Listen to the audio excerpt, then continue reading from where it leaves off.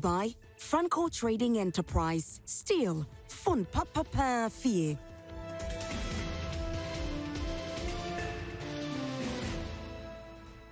It's election year, of course. You should expect us to talk about all the happenings in the economy. Good morning. Welcome back to Prime Morning. My name is Roslyn Felly, and this segment is the News Flash segment, where we have the citizens speak, we read their comments, and then we have two main political parties representatives in the studio as well to discuss our topics. This segment is proudly brought to you by Franco Trading Enterprise. Still phone papa perfie. What gadget are you looking for? Is it mobile phones, television set, CCTV cameras? What you are looking for, we've got all of them. You can actually visit any of our shops, or you can download the app on your phone if you want it to be very simple. You download the app, which is Franco Trading app, or you can visit our website, www.francotradingenterprise.com, for further information. Franco Trading Enterprise, still phone papa perfie. Every morning we come your way, we make sure that we start our day well, and we start with Wibby biscuits. Now, if you're looking for the best biscuits in town, make sure you go get your Wibby and enjoy it as well. Earlier, I did tell you our topic for this morning. It's quite sad that we hear about our healthcare sector, or our health sector, where we're expecting to see improvement, but unfortunately, we don't hear it like that. Mostly, we hear it in a bad state. Now, our very own, one of our biggest hospitals in the country, Kolebu Teaching Hospital, has been collapsing. Let me put it like that, because let me use lack for a better word, collapsing. Why do I say this? Now, the lifts, some of the lifts in the Kolebu Hospital were broken down. I remember there was actually a whole documentary on the surgical unit of Kolebu Teaching Hospital. The documentary was telling us about how dilapidated the state of that building was. Nothing was done about it. That documentary was about a year or 2 years ago. It's not even like I'll say yesterday. No. Nothing was done about it.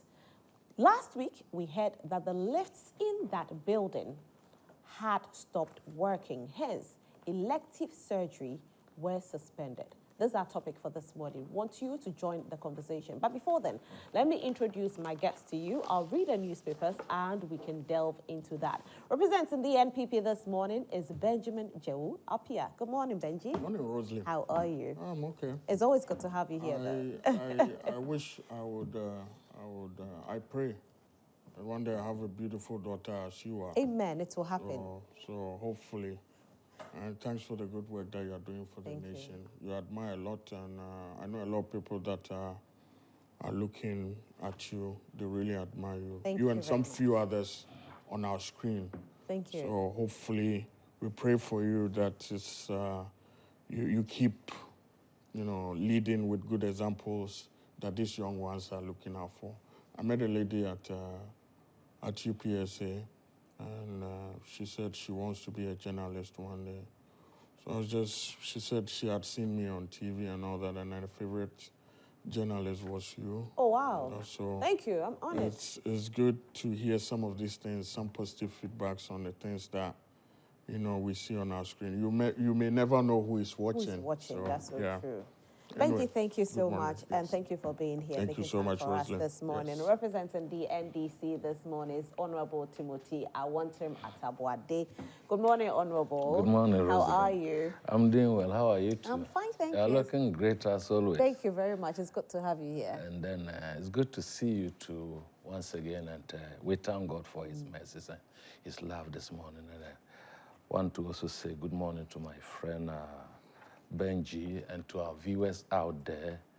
And I'm hoping that the accolades Benji is giving you this morning, if you are stopping him, you should follow the same thing. If you are saying that Benji is stopping him, we have free effects. No, I'm not talking about you. I'm saying that you understand. If you are saying that Benji, don't interview him, don't do it. Allow him. Anyway, let me quickly read the newspapers. Daily Graphic newspaper is my very first newspaper, the Daily Graphic newspaper. Cleaners Region Ranking Campaign. Minister inaugurates 9-member committee. And of course, we see the Minister of Sanitation and Water Resources, Madam Lydia Seram Al-Hassan, her picture is there. So I hope that this campaign will really yield results. NPP Wale Wale Parliamentary primary rerun nominations open for 3 days. Now, this one is quite dicey, I must say. So, anyway, let's see what's going to happen. EC suspends officer over unsolicited voter transfers. Plea bargaining, not immunity, AG tells Cambridge Economic Crime Summit. And that will be it for the Daily Graphic newspaper. The Economy Times newspaper is the next newspaper, the Economy Times. Pardon me. Government moves to avert effects of imminent, potentially catastrophic drought. Government takes steps to confront the challenge head on, but doubts still arise over its commitment with elections looming. Ghana records 10% fall in FDIs in 2023, lowest over past decade, says report. 345 million Ghana cedis saved from payroll cleansing, Labour Minister says so.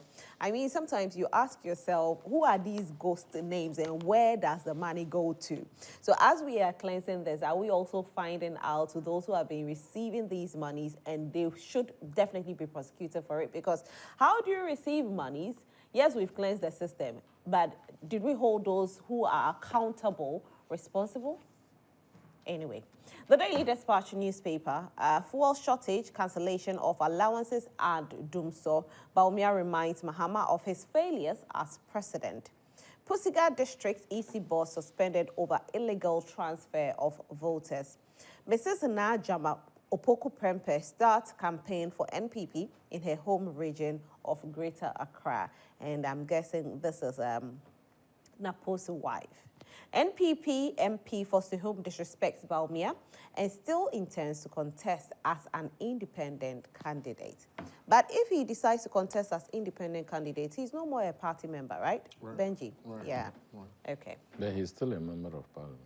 Yeah, he will be a member of parliament, Until but he are. will be expelled from the NPP. Yes. And so if he's expelled from the NPP and he's still a member of parliament, who is he representing? That was a controversy. You remember the other MP there, Dr. Honorable Asiama, current second deputy speaker. You know, that was the issue. And that time, the speaker was Michael Kwe, Right Honorable Michael Kwe. There was a suspension, but then he continued to sit as a man. Once you resign, because you didn't come as an independent member of, you came on a party. Once you resign, it means it creates a vacancy immediately. But you see, we're even nearer election, so some of these things are overlooked. And why should you overlook what the Constitution says? Yes, but no, even if it's one day, you shouldn't overlook it. Yeah, but it will mean you have to conduct the by-election. Yes, that's what the Constitution says. You know, the Constitution is not crafted in concrete and iron. There's a discretion. There's a way that you can apply it to bring a lot of confidence and then harmony when you are trying to implement the details of the Constitution and so on. Because the Constitution is an organic document. It's a document that you can really use it when need be for purposes of this. Because today is just left with less than 3 months to elections or so. It's about 95 days. It does not really make a difference. So sometimes we just allow them. But if it were to be 6 months before, he would have completely been expelled. Okay. All right, the ABC newspaper is my final newspaper. Eastern Region hosts second edition of 2024 Regional Town Halls meeting. How is Mahama going to run 24-hour nightclub with Dumso Napo questions Mahama? VSHS has improved Ghana's education outcome, Dr. Bawumia says so. And that'll be all with regards to the newspapers that we have for this morning. Now, earlier, I did mention to you that we have to talk about situations that affect every citizen. Now, when we look at it, we don't even look at it as it's MPP or NDC, because these hospitals that we go to, we don't say that you have to go there with your party card. We go there because we are citizens of the country, and we have a right to that hospital, although you still pay. Now, let's take a look at what people are saying out there, and then we can delve into our main topic. So let's see our comments. And this segment is proudly brought to you by Franco Trading Enterprise, still phone papa perfie. So a few comments that have come in this morning. I just love my viewers, you know. Okay, so they started coming in. Okay, I saw 6:03. I got my first message. This one says, 7 December elections, the hardship alone is enough to vote NPP out from Ablade Efie Kumazongo. This one says that, good morning to you. The political ideologies and concepts of belonging to a certain political party have created a sense of us versus them mentality. People are judged based on their political affiliations, leading to discrimination and unfair treatment. Unfortunately, one's political beliefs can determine whether they are given access to certain privileges or denied the opportunities they deserve. Ewan Bebako Kokomisa.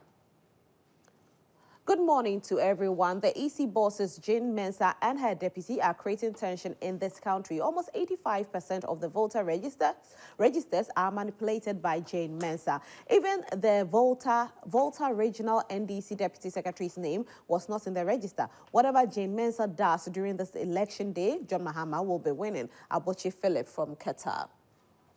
Good morning, Roslyn. I have been monitoring the campaign going on. One thing is very clear. Whilst Bawumia is out there explaining his policies, Mahama is on complaining spin. He's on complaining spin. Okay, he's complaining about everything, including his opponent's program timing. Bawumia is indeed working hard for the position he's aspiring to. Hard work pays. It's possible, K. Frimpong. Koresko Zakaria says, we are resetting the Ghana we want together. Bawumia says he will digitalize free SHS, teachers and students will be at home, teaching and learning will be online. The press have just exposed the emptiness of Bawumia, struggling to answer dollar exchange. Remember, it's in government that I will cancel e-levy. I'll reduce unemployment rate of current 14.8%. Mahama unemployment rate was 8.4%. Inflation is above 20%. Mahama inflation was 15%. Bawumia, your dollar is 16.9 Ghana cedis. Mahama dollar was 4.2. Now, dollar is not 16.9. Dollar is not 16.9. I just had to correct that. Mahama dollar was 4.2. You have no trust. You promised $1 million per constituency. Where is it? They are stealing NDC manifesto. Bawumia, you have failed to deliver your promises in 2016. Vote Mahama, free university education, first-year students, 24-hour economy, women's bank, etc. Mahama is incorruptible. Airbus, Yamutu, Inconfirm, Yamutu, Dubai House, Yamutu, Bawumia, fix your mess and lies before asking for anything. Ghanaians are wiser now. My dear Roslyn, I'm not an NDC member or sympathizer, but I strongly urge the NDC not to sign the so-called peace pact. I say so because in 2020 general elections, 8 people were needlessly killed by trigger-happy security men, and up till now, the Peace Council has not seen the need to put pressure on Akufo-Addo to bring the perpetrators to book. Is the killings state-sponsored? The level of hypocrisy exhibited by the Peace Council, Council of State and House of Chiefs is too nauseating, and these useless institutions should be scrapped. Akufo-Addo, Lord Kome, Brian Champo and Salam Mustafa, the national youth organizer of the NPP, continue to say the NPP would not hand over power, but the peace has not said anything. What a hypocrisy. Good morning to you, but tell Abdel to speak louder. Charles Champo. Oh, Charles, this one, I think you brought it back.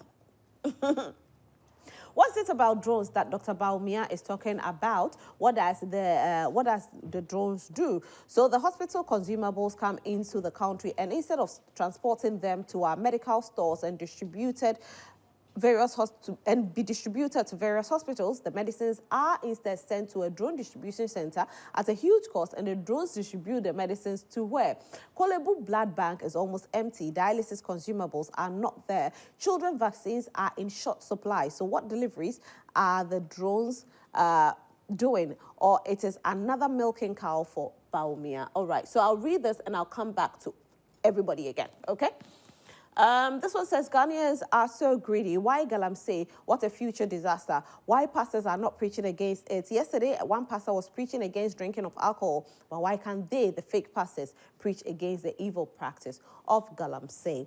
All right, so you can keep your messages coming in, like I promised you earlier, that I'll be reading the messages. Yes, I'll be reading every single message, and you can't afford to not send your message this morning. This conversation is not just about any political party. When we fall sick, we all use these facilities. Today, we are looking at Kolebu Teaching Hospital. Now, I want you to take a look at this documentary, and then when we delve deeper into the conversation, you will understand why we decided to have this conversation this morning. Take a look.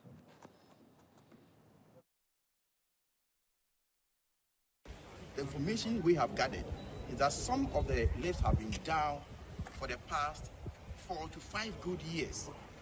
For me, it is rather unconscionable for a whole hospital, a teaching hospital such as Kolebu, to derelict its duty for just maintaining a lift to facilitate movement of patients to get the quality of healthcare they need. I mean, why? What happens to routine maintenance in this country? What happens to routine maintenance in this country? So you wait till all your lifts are down, and then you say that people must not come for the healthcare they need. It's rather unfortunate.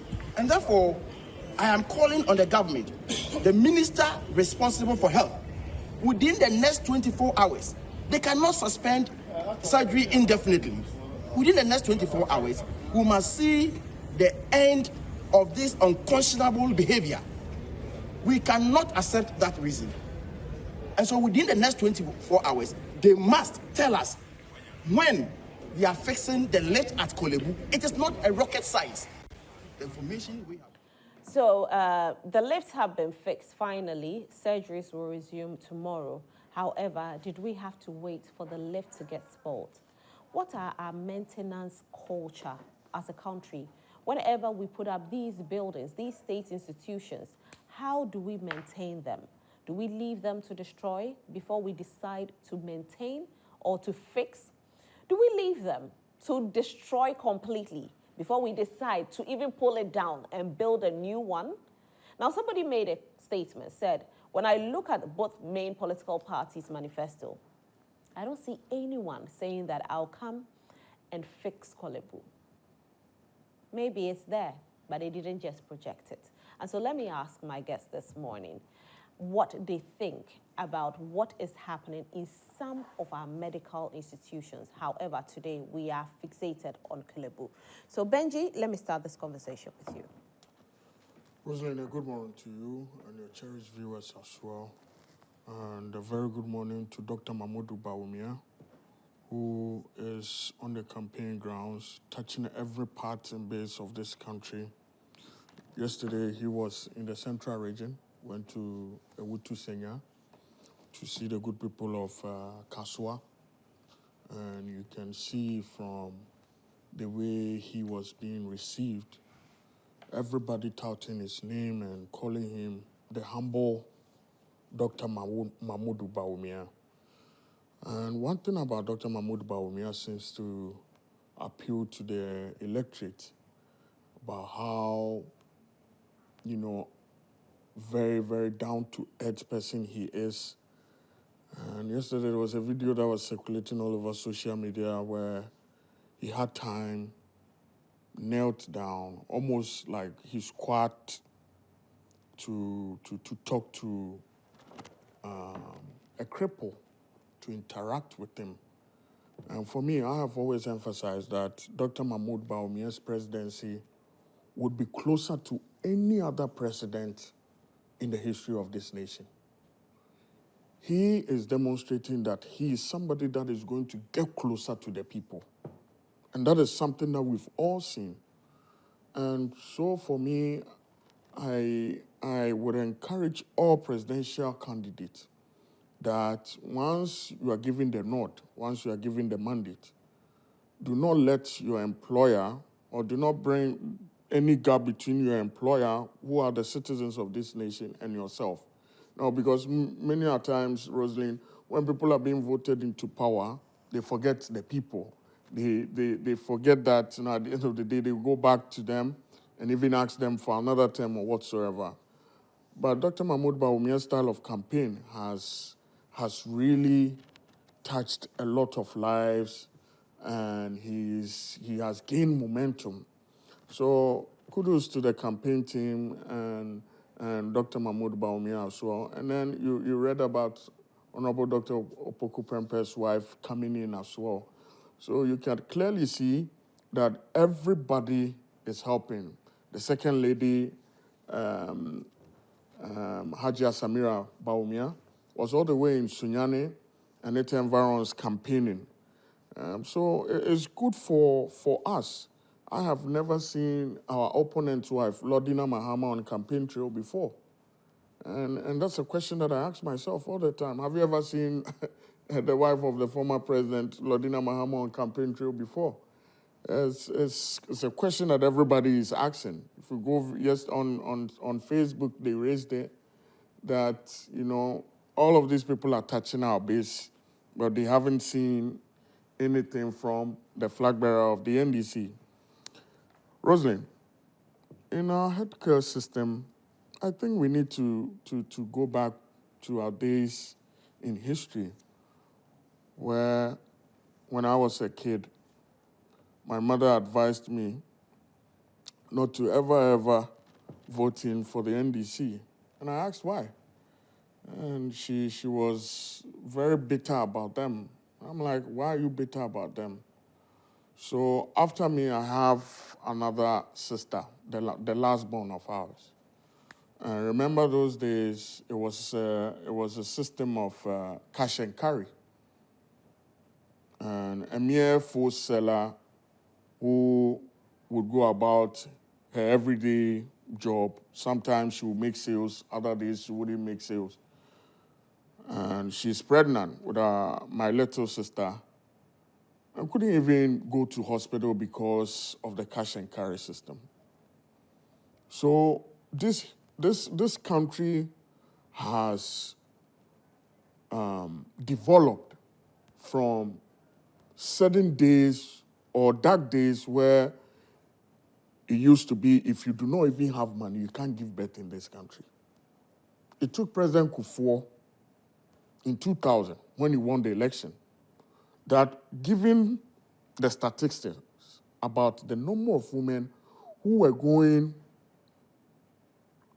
on childbirth and the number of women or mothers who were losing their lives, and the ratio was almost about, if you took about 10 people, almost about 5 or 6 were losing their lives because of the cash and carry system.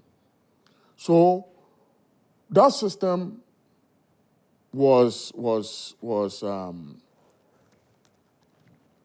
President Kufuor made sure that they brought a bill before Parliament that would allow mothers to have free maternal health care in this our country. Then the opposition said, oh, President Kufuor wants our mothers to give birth plenty.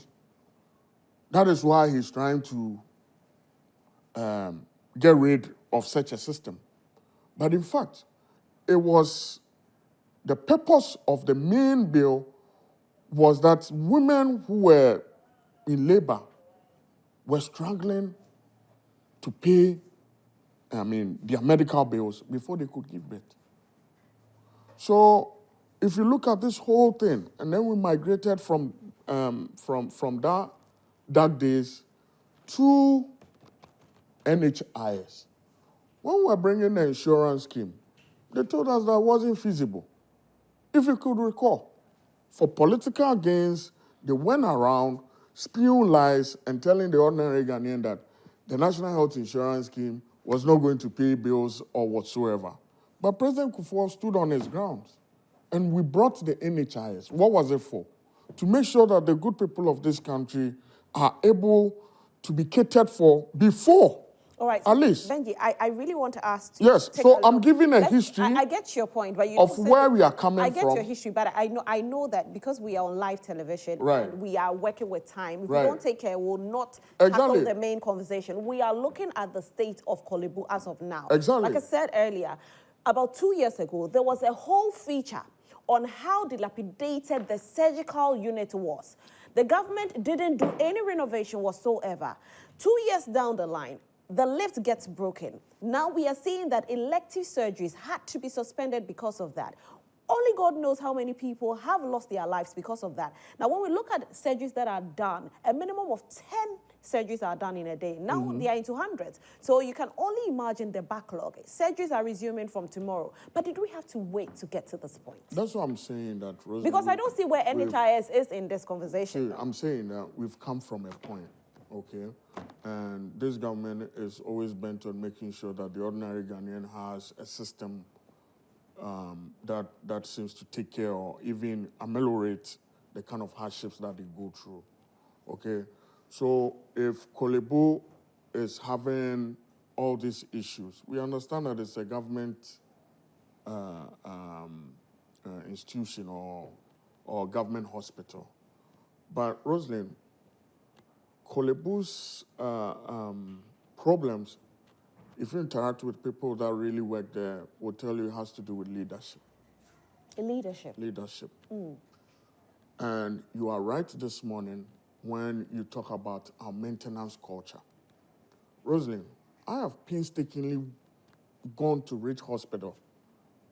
You remember when they opened Ridge Hospital, how beautiful the edifice was? Now go and look at it right now. Just take a day with your crew. What has happened? Go to Ridge Hospital and go and find out what exactly the current state of Ridge Hospital.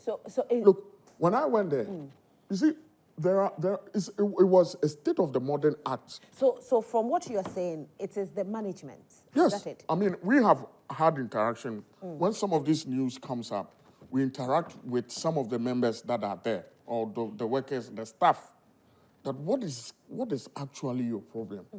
And most of the things that we gathered is all about leadership. Leadership there. That management sometimes overlooks certain things. But as a people, I feel our maintenance culture is very poor. And that is why I'm citing Rich. I say you should take one day, just go there. The air conditions and everything at Ridge right now is rusting. It's rusting. And if you go inside the emergency ward or whatever it is, place that was painted very nice, go and look at it now. Very dirty. The floors, some of the lifts are not even working. So, Rosalind, sometimes it is good. Let us not only understand that when news like this pop up, it's for a bad reason. No. It is the duty of a journalist to sometimes raise the alarm on some of these issues. So and how we can... This alarm was raised, like I said earlier, this alarm was raised about 2 years ago. There was a whole feature on how dilapidated the surgical unit was. Right. It's not today that we are raising the alarm. Right. We had to bring this up again because now lifts have broken down. It's been fixed though. Right. But the question is, do we have to wait for it to break down before we fix it? I understand when you say this, but you see, the hospital actually did mention that, sorry about my throat. Let me drink a bit of water. I'm saying So let me read this for you. Right. The management of the hospital in an interview did say that the plans for a comprehensive lift replacement with new ones at the hospital following the faulty nature of most lifts at the hospital. So now we are taking a look at the fact that it's not even just that lift. There are so many lifts that have been at fault right now. They have actually sent in requests for new ones. They haven't been replaced. Request to where? Where? I mean, is it Ghana Health Service or is it the Ministry of Health or wherever? Obviously, they send it to the right channel. At least Kolebu is under the Ministry of Health or Ghana Health Service, I mean, however we deem it. Look, I have just gotten a text message from the PA of the health minister that the minister will be going there today. Okay. And that is very good. And that's why you report some of these things. But Rosalind, as a people, I think it's very important that we stress on the need of our maintenance culture. I think government should come in with a maintenance agency. And that will even, cut down cost. Because we wait and sit down to let the thing spoil or get to a certain level where we have to replace it. Meanwhile, if we are maintaining it, if we are going back to do renovation or even, to structure up things better, you're not even going to pay that amount of money of you trying to buy a new one into the system. So, like I'm saying, it's very important, but let us not also forget that under the same government, we have initiated or we are even building a radiotherapy and nuclear medicine services at Kolebu. And it's, for now, as I talk to you, it is completed. In the sub-region, most people would have to go to South Africa to do radiotherapy. I understand it's a very complex system. Yeah, it is. And nuclear medicine. People have to, they either go to London. You will start radiotherapy. Yes. Okay. Like, it's being completed right now as I talk to you. A radiotherapy and nuclear medicine services. Currently, we never had one.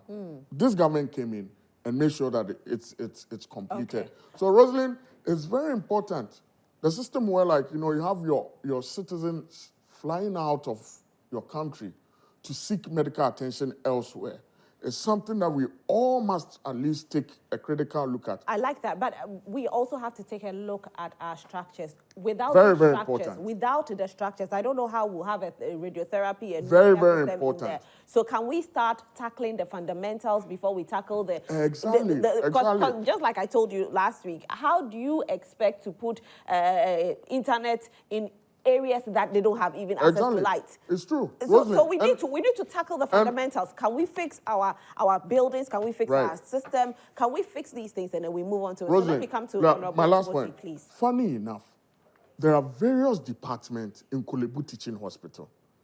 And for a fact, you will find out that there is a department that is in charge of making sure that all those facilities, making sure that the lift, and I mean, all the structures are working properly. So what happened to such a department? And who is in charge of that? Well, that is the work of the government. I mean, the government has to make sure that once you've been voted in there, unfortunately, once people will definitely say that you, the government, you are in charge. Exactly. And so whoever is supposed to be there, and you have to hold the person accountable. You hold the person accountable so that people will not come for the government. Very true, though. Anyway, Honorable, I want him. Yeah.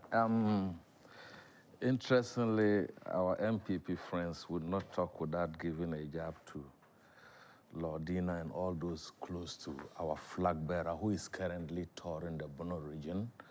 He's receiving massive endorsement. He used the opportunity to tell the people that the DKM that they accused him, in fact, the owner of the DKM is now sponsoring Bawumia. It's not true. It's now sponsoring Bawumia, and then Honorable Ambrose Derry. In fact, he went with Ambrose Derry to his constituency. So the owner of DKM, of which they accused John Dramani Mahaman's government, that it was for John Dramani Mahama and Lordina in the Bono. You remember the problems it created there. We've now come to say the owner, the CEO, is now a big sponsor of the Bawumia's campaign. That is a must say there. But be that as it may, we are going on. And for Lordina not campaign, I think all of you know, I don't need to go into it. We've seen her campaigns all over, what he has been doing, her charity work across the length and breadth of this country. So for me, that is the issue. But Rosalie, you talked about the routine maintenance. That is an issue that we must look at, not just Kolebu, but even government infrastructure and vehicles. How do we treat them vis-a-vis our own properties? How do we treat them? And we pump so much money into government projects, notwithstanding the corruption, notwithstanding the breaches and so on. Then it comes as like, it's for government. Let's treat it how it is. Then you go there, then even private clinics are doing better. Rosalind, I've been asking this question. How come that you go to the Ghana, you go to government hospitals? Listen to me carefully. Then you are told to go and do lab tests in a private hospital. Does it mean that government does not have the equipment and the consumables to do the lab tests in the government hospital? You go to Kolebu, the doctor will tell you to go. They sometimes put the Lancet, go and do it. Sometimes I wonder, and we budget for hospital consumables and lab and everything. I've asked a doctor before, senior medical, I asked him, what is the issue? Is it that government cannot buy the modern technology in terms of lab testing and other disease diagnostic equipment private people can do with our huge budgets? Look at the IG of Kolebu, of Komfanoch, of Tamed Teaching Hospital, of almost all the big. Look at it. How has it been used? Look at when they appear before Parliamentary Accounts Committee. My sister, look at the road that they unearthing there and so on. How long can we continue with our health sector like that? In fact, like you rightly said, it belongs to all of it. It cuts across our political colors. If you are sick today, that's where you run to, except for the politically exposed people who can go outside, but you and I would always go there. You understand? So we need it, and it is unconscionable, like the MP said, that 4 to 5 years, it is not something that just happened instantly that probably you are mobilizing. 4 to 5 years, Rosalind, under a government. No, but you see, Honorable, there are people who are there. They've been put there to do the work. Like what Benji said. But sometimes we don't have to always look at it, government. No. What about the people who have been put there and they are being paid to do the work? Yes, that's why government appoint the board, the management board, and the CEO is appointed by government to supervise those people you are complaining about. What do we hear? We hear about procurement. They are fighting over procurement issues. Board members, we've heard it. Look at the A+ issue with the Kolebu and all those involving Honorable Abujinapo and Asensu Ochre and the former CID investigator, the woman, currently at Yoko and so on. So it is not yes, it is not just about we're saying that what of the people? Human beings were generally like that. If even your children, if you don't supervise them, they'll do the wrong thing. You understand? So that is why government appoints management board. Management board.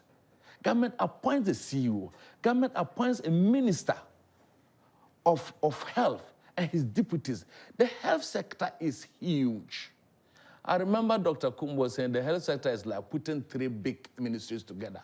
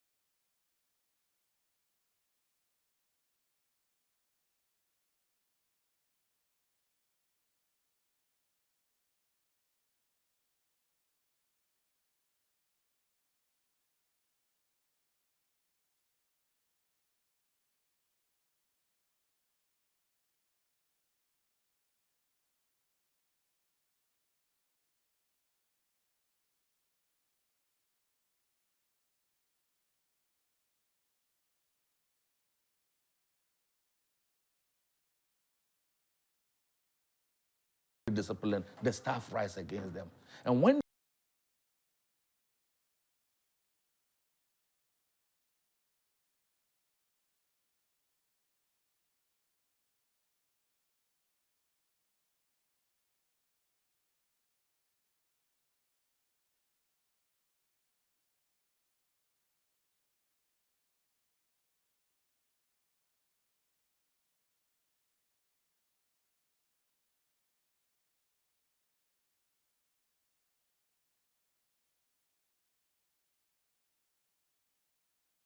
he will rush me there or rush him there.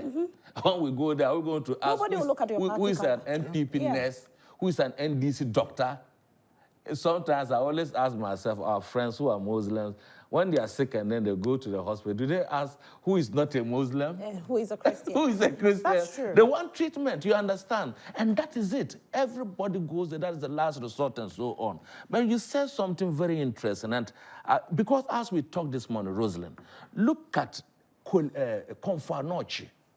Confanoche, as we talked this morning, there were 2 for is embarking on what we call fundraising. And the title is Heal what? Confanoche. It's damaging. Heal a healer to be healed. A place that is healing people now to be healed by the 2-4. And he's doing that. And look, we have talked about, in our manifesto, we have talked about what? A complete, look at it, a complete rehabilitation of the Kolebu Teaching Hospital to a quaternary specialist hospital to reduce medical care training abroad. We've also talked about the refurbishment of the Confanoche Teaching Hospital to meet the standard of an ultra-modern teaching hospital, to expand the teaching hospital to provide comprehensive specialist services and establish a quaternary service in the Volta region, in the trauma center in Oti region, in the Greater Accra region to upgrade like my brother was, and then Navrongo Teaching Hospital, Navrongo Hospital too, to establish modern dialysis that we can go on. We have captured this in our manifesto, in the resetting of Ghana here, to take into consideration all these things. Now we talked about the standard borrowing.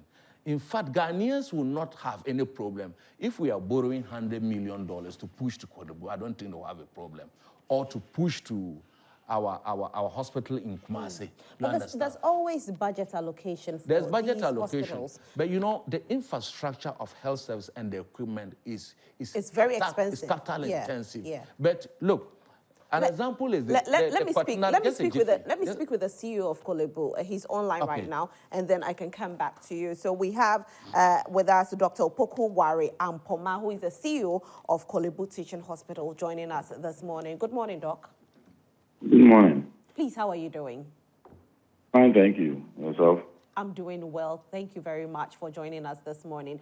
Now, this morning, we want to know the state of the surgical unit, because last week we got a report that the lifts in there were not working. Hence, elective surgeries had been suspended. Okay, thank you very much. And so there was a problem with the lift.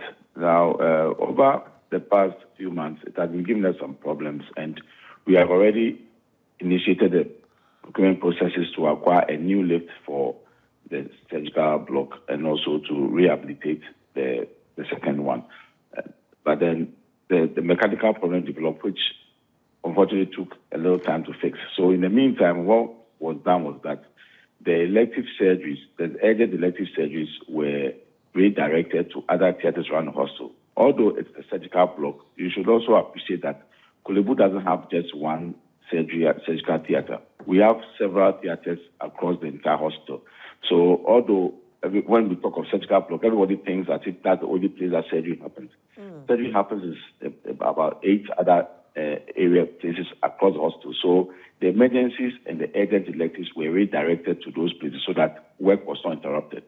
And then even the new urology nephrology center of excellence also had several theaters. And so even over the last weekend, they were used as well. Okay. So the lift was fixed over the weekend. But then the gentleman who was fixing the lift said that there was a sensor that he needed to replace so to make it safer. So he asked us to hold on using it until he had brought in that sensor. So we're waiting on Monday morning for him to bring the sensor to replace it yesterday. So once he came and put in the sensor yesterday morning, the lift has resumed operation. Okay, and I think people just want to know if, with regards to us having a faulty lift at this time, how the maintenance culture has been like. Because some Ghanaians feel if we had a good maintenance culture, we wouldn't have had a lift getting spoiled and hence suspend elective surgery.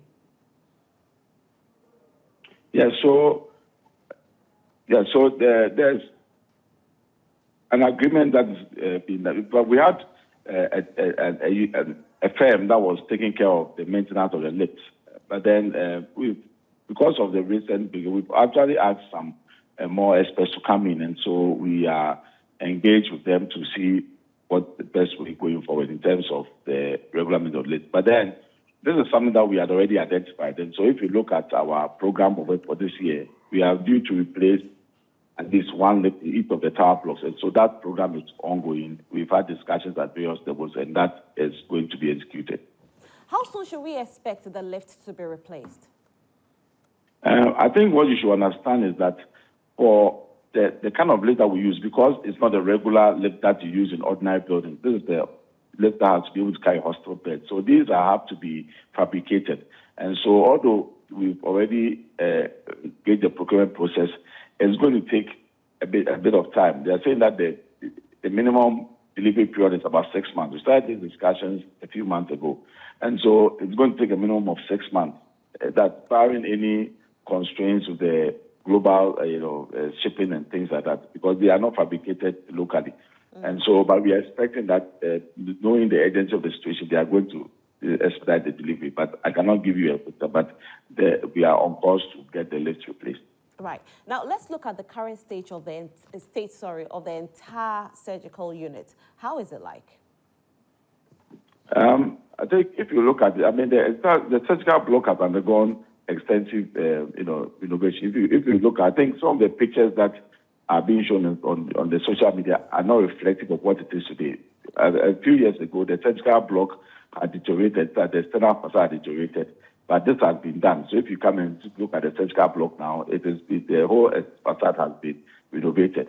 We've had extensive renovation done of the 6th floor, the 1st floor, the 2nd floor, and then we are going on to do the 3rd floor, the 4th floor as well. So the 5th floor. So I mean, we continue to work to improve and renovate the facility because, as you all know, this hospital is is old, and therefore there are various parts of it that would need extensive renovation, and so we cannot do it all at once. And so this is something that we've already started and it's ongoing. All right, so let's also take a look at the backlog with regards to those who had to have their surgery suspended. How soon are we going to be able to clear the backlog? Well, the surgery was suspended for just about a week, so don't think there's a huge number because, and know that we didn't suspend all surgeries. Emergencies were going on, and the urgent electives were being done. So only the few of the cold cases that were delayed that will be rescheduled. So this is something that we should be able to catch up in a few weeks. All right, great. Thank you so much, Doc, for joining us this morning. We are very grateful. You're welcome. All right, please have a good day.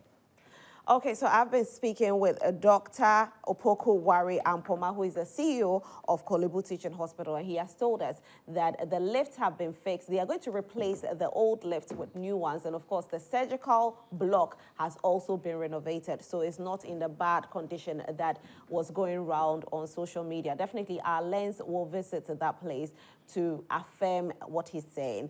So I'll come back to you. I think that, let me see if I have some messages, and this segment is probably brought to you by Franco Trading Enterprise, still phone Papa Fie. You can go on our website to www.francotradingenterprise.com, or you can actually download the app on your phone, which is Franco Trading app, and purchase any gadgets. Let me see the messages that have come in this morning. So a few messages come in. All right. Okay, so Honorable, I think you were making a point. So when you're done, so then I can... my point was that, you see, in as much as we are, government must be prudent in financial use. Look at the COVID funds that came. By government's own acknowledgement, they use about 40% of the funds for COVID purposes. The other 60%, what did they use it for? not one single hospital was rehabilitated or built using the COVID fund, which totals $6 billion. You understand? So I think that even when we handed over, you saw some of the hospitals, they couldn't open them. They were, I think your media houses did a lot of documentary on hospitals that they allowed even weeds to grow and so on and so forth. So the health sector is a major sector, and I think that this government hasn't done well in terms of adding on to the infrastructure that previous government had added. With regards to add-on? Yes, adding on to the infrastructure. But aside the refurbishment. Refurbishment is where equipment. the issue, and the maintenance. Yes, because the maintenance, we have dealt with it. We have dealt with it because we need to ensure that it is done. There's no any kwana about it. There's a management board. Have the management board also identify that these are the issues? Who should go and do it? Would you leave your work? The president should go and do it. The president put competent people there. So these people are being paid for the work. So heads must roll. If this is not happening, heads must roll. So let me come here and read a few messages. Good morning, Rosalind. You see, they will never go straight to the point. We made up our mind already. They can't put words into our mind or think for us. They are paid to defend the defenseless. Rosalind, the name is Rosalind, not Joycelyn. Rosalind, good morning.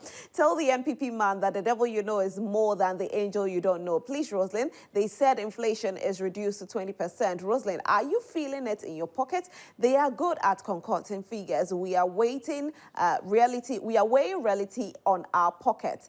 Daily life, Coco and Co say kenke and fish before we vote. We are quiet, but NPP will see it in December. The Ghanaians reject them totally because they failed us, even though Mahama was bad, they are worse. Mahama knows what presidency is about. He experienced it before. It's no time for trying and error, please. John Achimtafo. Rosalind, my beautiful sister. Okay. Good morning. Tell the NPP man that you are talking about Benji. Okay. That we, the listeners, do not need his unnecessary comparison. He should understand that nobody expects Lodina to come and campaign into their constituent political spider Kintampo.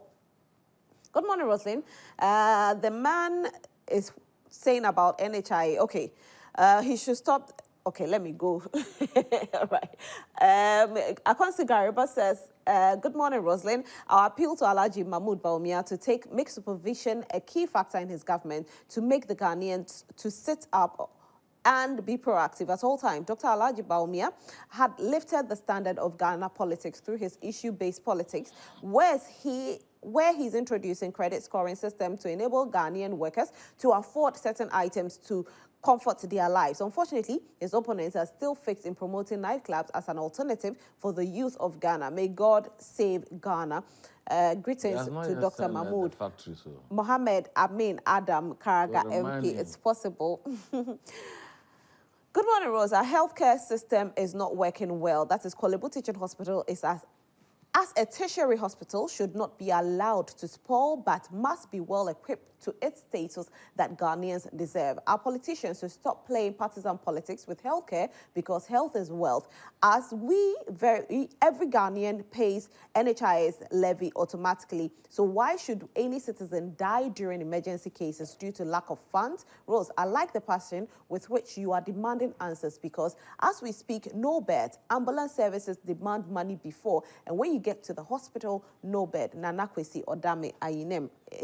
Okay, so talking about the ambulance, yes, I experienced it too. When my father was sick and we needed ambulance, if you don't, it's a cash and carry. Ambulance is cash and carry, no matter what. And Rosie, if you don't pay, they don't do. Even with the ambulance issues, like we keep saying, normally there's a problem. And I keep saying this, look, if I come to power and I realize that he has done wrong, let me pursue him while what he was doing would continue. As we talked this morning, the ambulance, the case that is in court, you know, the parts are still in the what do you call it, the harbor and so on. It has been shown over television. I saw TV3 showing it and so on. So for me, I'm not saying that political appointees should not be held responsible. If I were in charge and you come and you are holding me, you should not stop what I'm doing. you should condemn because it's for the people of this country. Yeah. In as much as you are wasting time, it is also affecting the people. The cost keeps increasing, but things should be taken on for any malfeasance done. And you know the thing is, in time of emergency, we don't look at you flying out. Emergency is emergency. So whether you are the president, the vice president, if it's emergency, you'll be taken to either 37 or Kolebu before they fly you out. So if there are even issues, the doctors will recommend that flying out. Exactly. If you are not okay, they won't allow you to fly out. Master Planner Junior Kintempo says the Nana Bawumia government has started and completed 47 hospitals. Another set of 70 hospitals this government started are ongoing. Completed 6 Eurojet hospitals out of 9. Completed other 17 inherited hospitals, 428 CHIP compounds, and 230 health, all completed and operational. If the Agenda 111 hospital adds on, it will be an unmatched record for this MPP government in terms of health facilities. I challenge the NDC communicator to mention one single hospital started and completed by Mahama. God bless NPP and God bless Ghana. All right, so I have to come to the last because I have a lot of messages. So this one says, my beautiful Rosalind, when the NDC loses this election, they'll rather blame the EC. But we all knew that the NDC has lost already because they have no campaign message for the people. How can a flag bearer campaign against a double track system in our various SHS and now choose a 24-hour nightclub shift to the same Ghanaian people? Vote for Bawumia for the future rather than the past built former president. Abdul Aziz Jabani. Okay, I'm going to read this one and then I think we'll move on to our next topic. All right, in this country, our leaders focus on elections than any other thing. It's really sad that common elevators in a big hospital like Kolebu cannot be maintained to ensure proper health care delivery to the common Ghanaian. If Ghanaians do not take a collective decision to hold our leaders accountable, we will continue to lose our lives. Rosalind, I think we should, as a country, pass a law that will ban politicians from receiving treatment outside the confines of our country. If all politicians and their families were relying on these hospitals, they would have given these hospitals the needed attention. Good morning to the venerable and eloquent politician, Honorable Timothy Awanterim Atabuade, Daniel Akpaliok from Sandema. You can also send your messages. Now, talking about election year. You know the Lapol Clinic or the General Hospital. You know, I did my service there. I did my surgery there when I was in Parliament as a member of Parliament. And the lift had a problem. You know how they had to struggle to send me up? Look at my weight. They had to struggle. At the same time, after the surgery, they had to struggle to bring me down. So for our health facilities, we cannot joke with them. We can't play politics. The concern is to do with the fact that when these lifts break down, not even just the lift, when we have, you know, some of the gadgets or the machines, the equipment not working, it takes very long. The only reason why we are seeing speed is because the media has its lens there. And that's why we are seeing speed. If not for that, would have been here and we'll still have Kolebu, some lifts in there not working. Let's move on to our next topic, which is the forensic audit that NDC is asking from the EC. Now, the NDC is saying that some of their party representatives are not even seeing their names in there. They feel that the EC is trying to take out names of their voters and make sure that they don't win election 2024. So the NDC is asking for a forensic audit of the EC register.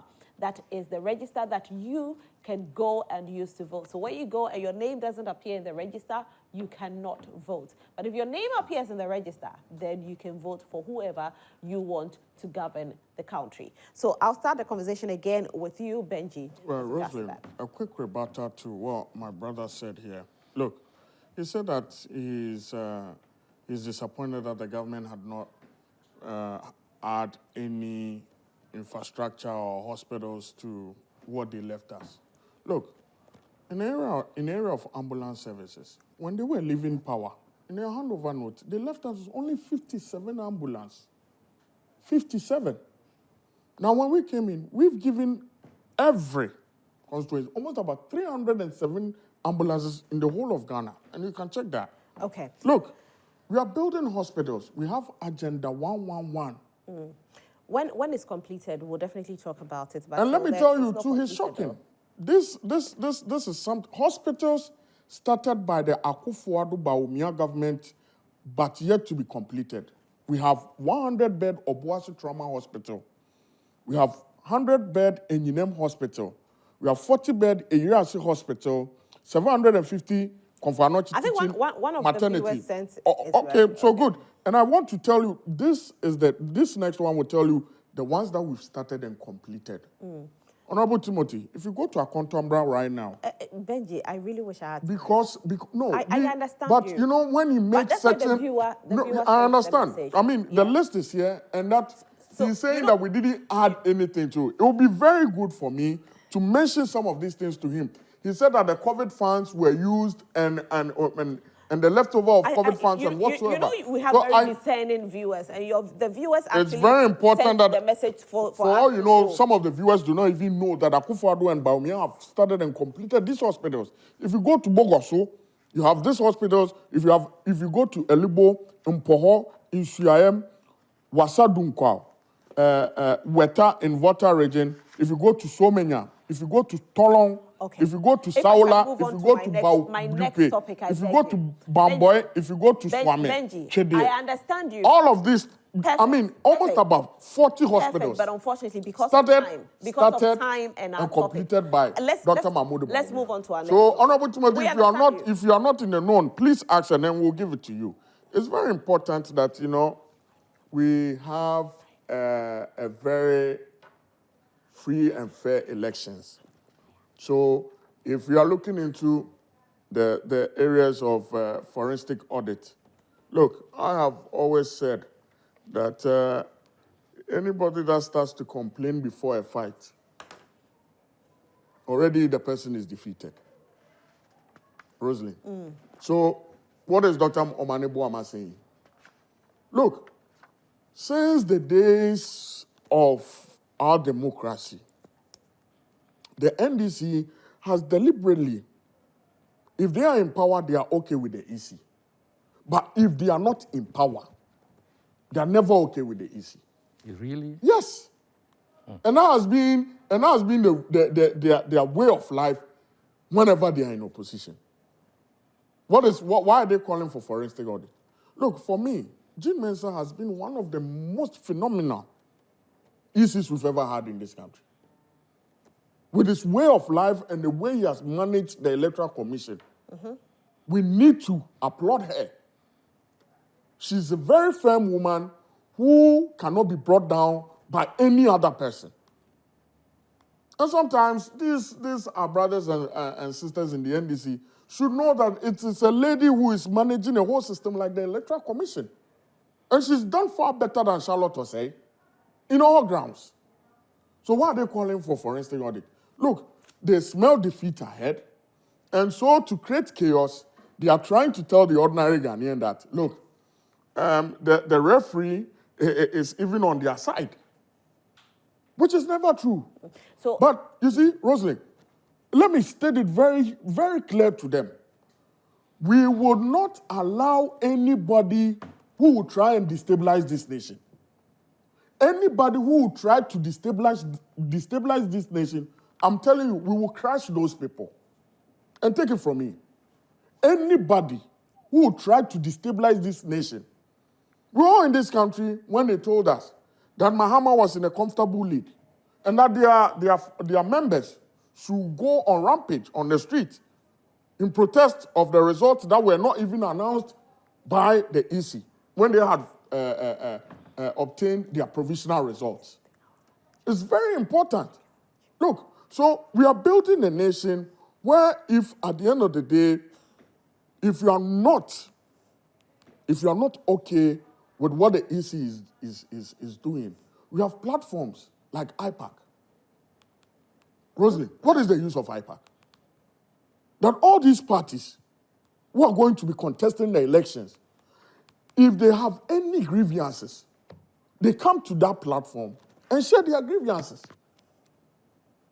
So Omani Buama is now, and others, and I've not only cited Omani Buama, I have cited the General Secretary of the party and their chairman.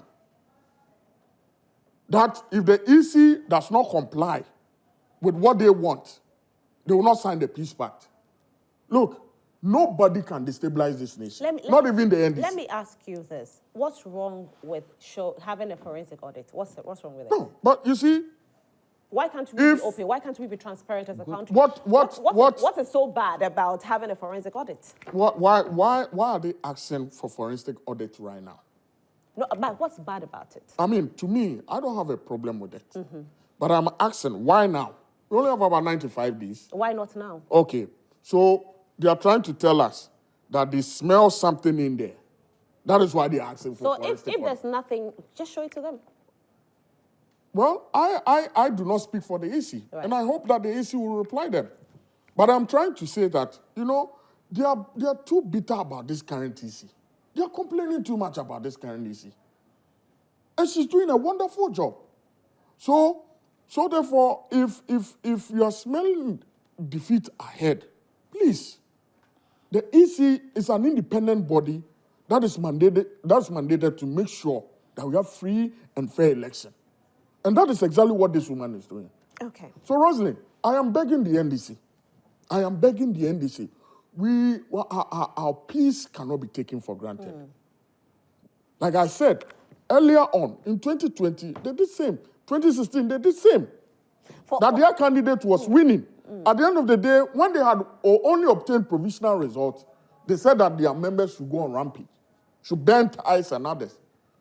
Already, we are begging them. There's too much tension for this 2024 election. All that we need is a peaceful one.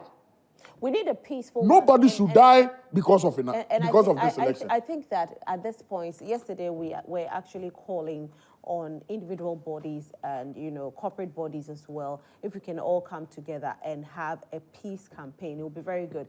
The children for Kids Paradise have started a peace campaign.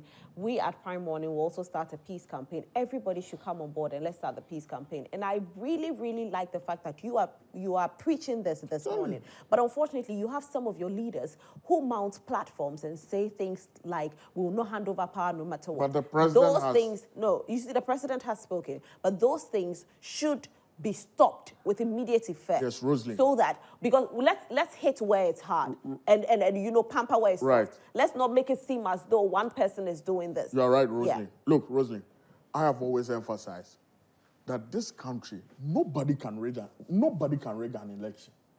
And I tell you why. Because on the day of election, right, when the ballots, when everybody casts their vote, at 5 p.m., everybody comes back to the polling station. They open the ballot, and it's an open system. It's an actual system where, like transparency, everybody will see it. Then they count 1, 2, 3, till the last one.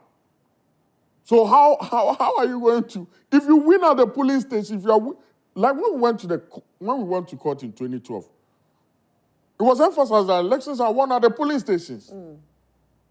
And that is when we became very serious with our polling stations. And since then, we've now known. So, Rosalind, I am saying that nobody, you know, sometimes you want to ginger your base, okay? When you see a large... Don't ginger. That's what I'm saying. You don't know what can happen with that ginger. It's very true. Yeah.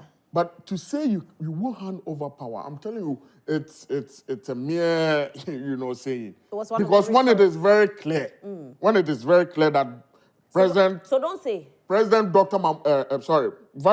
Dr. Mahmoud Bawumia is leading over 1 million. And somebody is trailing. You say you won't hand over power. I mean, it won't happen. Okay, so don't say. That is why we have international observers.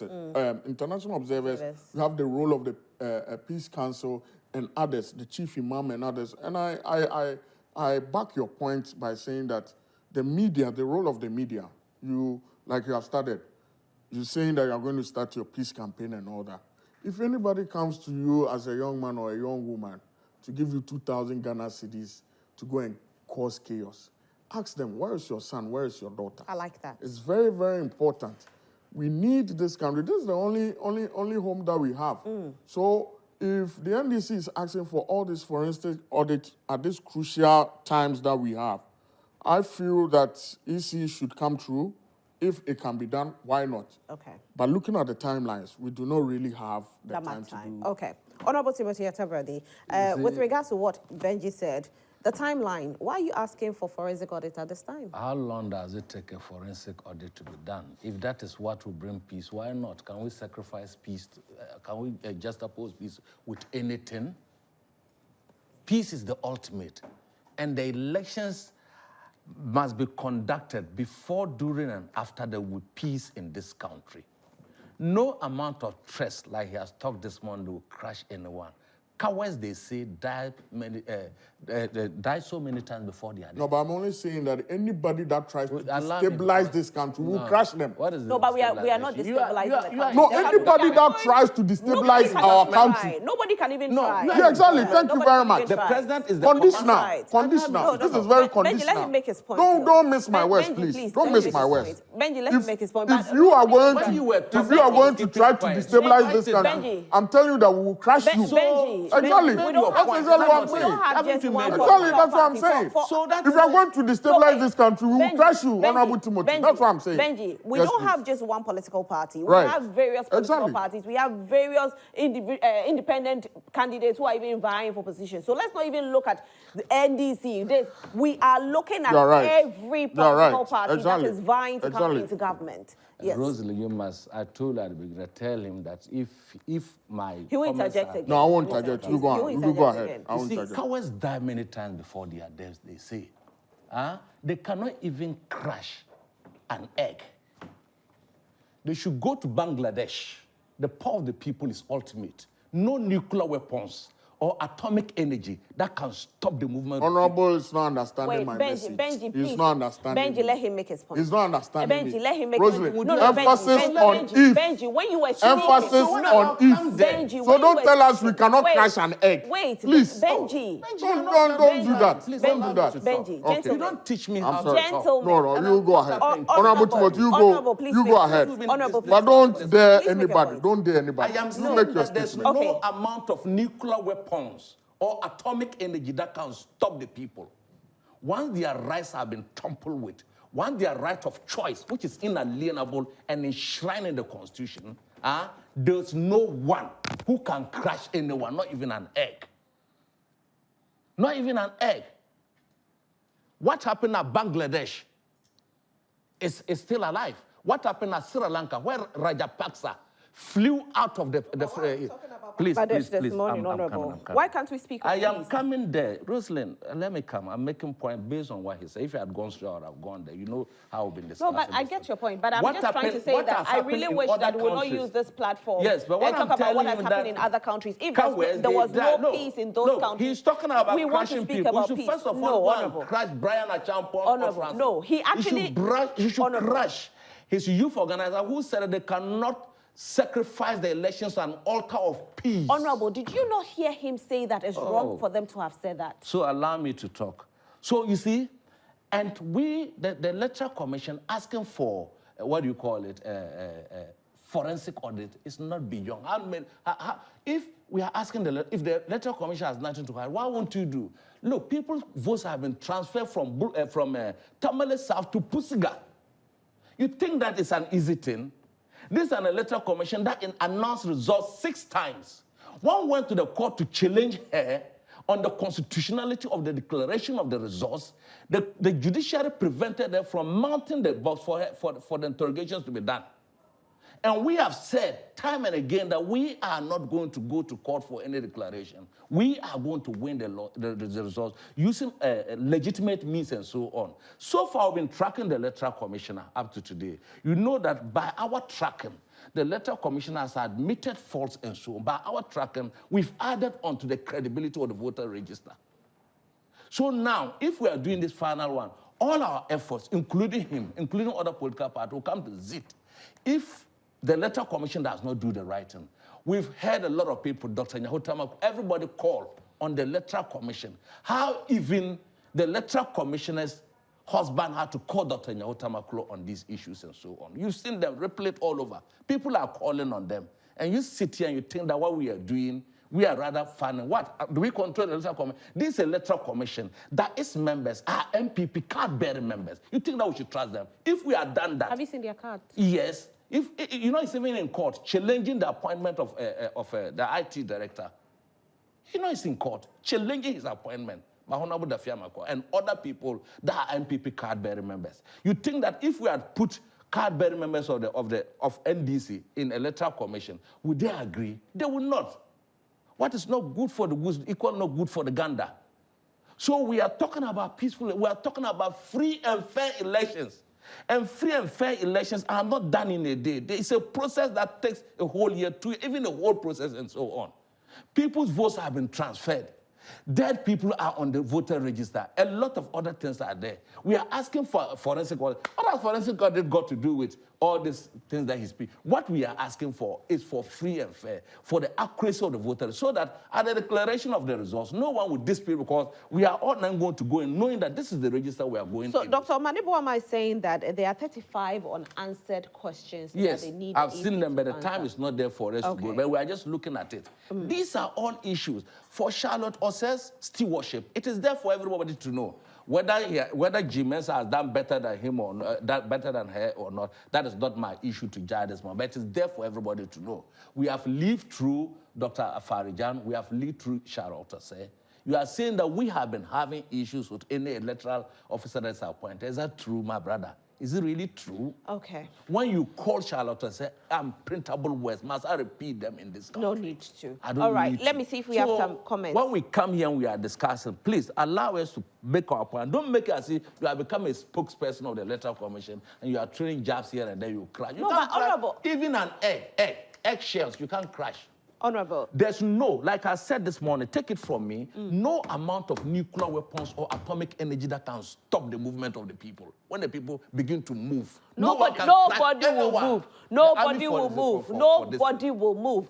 It's going to be a peaceful election. Nobody is moving anything. If you go cast your vote, you go home, they count the ballot, whoever wins, wins. Nobody is moving anything. We should move, and our children are here. We are not moving anywhere. We listen to you, your station, because you make us part of the program. But these days, even though you try your best, but your best is not like before. Patrick Accra. Oh, Patrick, what did I do for you? Patrick Accra, I read the message. I did. I've read his message. You know this one, the consumables come into the country instead of transporting them to our medical stores and distributed. You remember I read this one? Yes, yes. Oh, Patrick, I read your message. Oh, Patrick, you were not watching at that time. So next time, I should be Oh, Patrick, I read your message. I read it fully.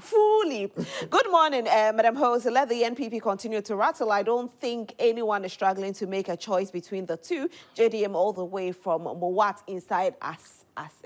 Sometimes I struggle to mention the areas. Please pardon me. Musa Abattoir in Asawase. The EC must immediately halt any actions that compromise the integrity of our electoral process.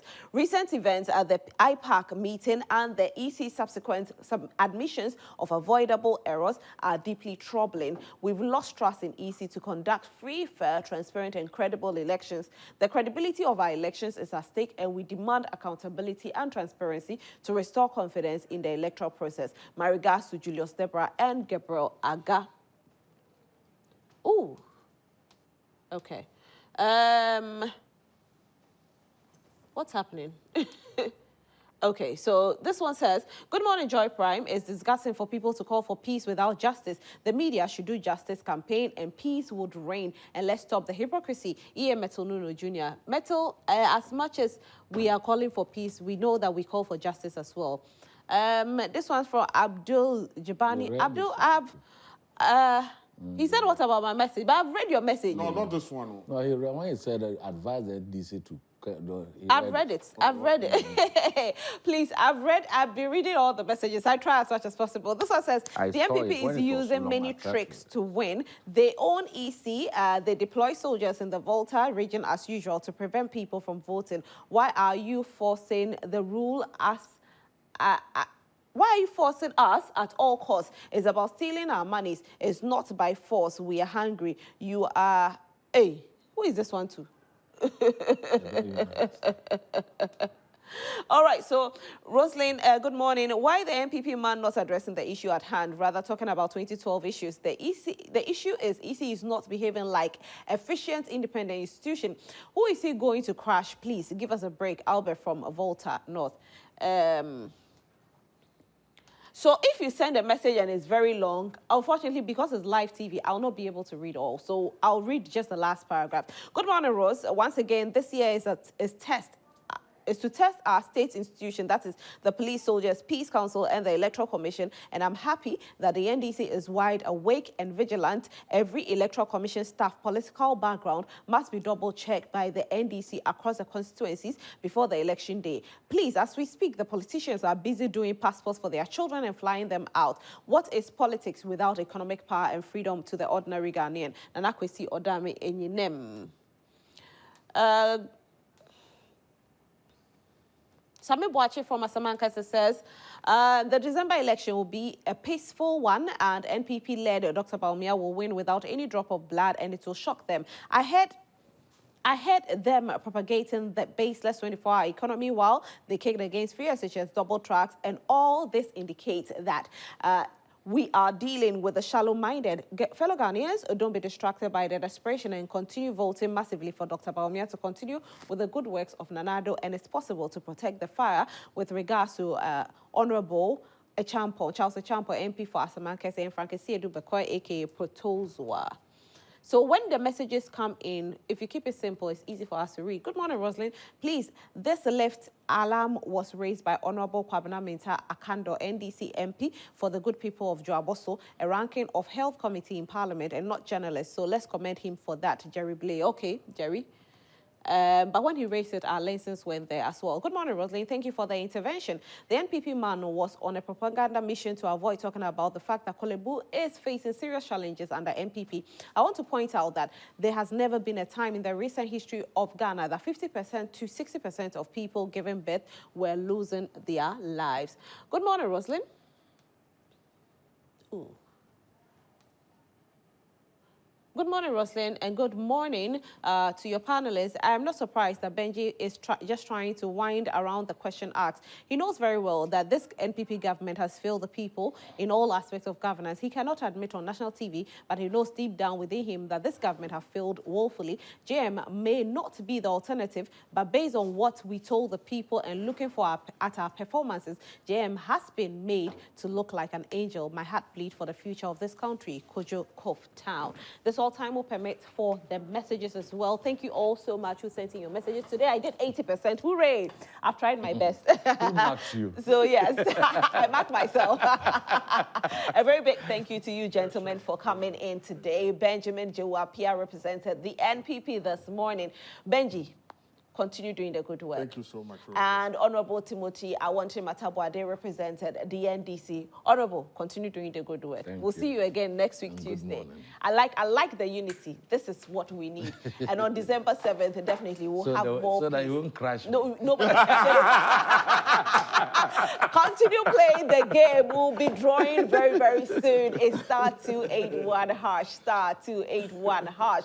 Now you want to win 1,000 Ghana cedis? Don't worry at all. It's very doable. All you need to do is to play the game. Whether you're a Telecel user or a Voda or an MTN user, sorry, just play the game. *281 hash. Play, and win. You can win 1,000. You can win 2,000. You know, so if you win 1,000 the first draw and then you play again, you win another 1,000. If you want 2,000 for a day, so just keep playing. I want to say a very big thank you to Franco Trading Enterprise for always having our back. Of course, whatever gadget you are looking for, Franco Trading has got them. It's a mobile phones, television sets, CCTV cameras, refrigerators, all that you could dream of, we have them, and even many, many more. Just make sure you download the app on your phone, which is Franco Trading app, or you visit our website, www.francotradingenterprise.com. Franco Trading Enterprise, still phone pair fee. Of course, today we are going to be talking about screen time. Did you know that you have to make sure that you do not look into the screen for too long, your mobile phones, your television sets? You have to make sure you monitor the number of hours you spend in watching, because it could affect your vision. We'll talk about that during the health segment. And also, we'll have trends coming your way and sports as well. So you need to stay glued to your television set for all these conversations. My name is Rosalind Felly. I will take a break on this note. We'll be right back. Just stay with us.